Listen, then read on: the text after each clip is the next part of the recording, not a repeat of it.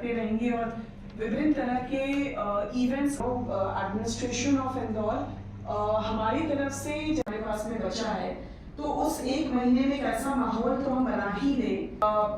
हम दिखाएं और वास्तव में केवल कहने के लिए नहीं, वास्तव में हम प्रूव कर सके कि Indore maybe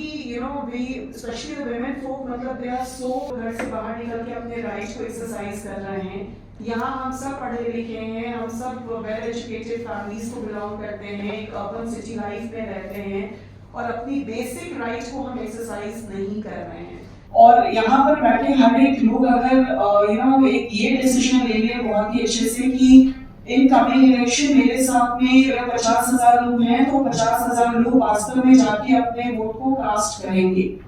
I am sure आप सबों को women in politics and women for voting की बात का इतिहास भी मालूम है, देश दुनिया में क्या होता है ये भी पता है। We are a fortunate country कि जब even as a lady, even as a women, आप जिस भी दिन 18 वर्ष के हो जाते हो आपको जो है वोटर आईडी कार्ड आपके हाथ में आ जाता है। कई देशों में इंक्लूडिंग यूनाइटेड स्टेट्स में बहुत दिनों तक इसके लिए लड़ाई चली, तब जाकर विमेन को उनकी फ्रेंचाइजी राइट्स, उनके राइट टू वोट मिले हैं। So it's important that being a citizen of the country, being a citizen of Indore, it's our responsibility कि you should come out and exercise a right which has been given to you. अपने देश की लोकतांत्रिक परंपराओं बनाए रखेंगे तथा स्वतंत्र निष्पक्ष एवं शांतिपूर्ण निर्वाचन की गरिमा को अक्षुण्ण रखते हुए हम सबों को विदित है मध्य प्रदेश में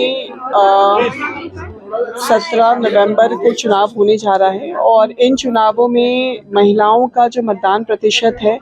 वो भी इस बार बढ़े, ऐसी अपेक्षा के साथ में आज इस बैठक का आयोजन किया गया था, जिसमें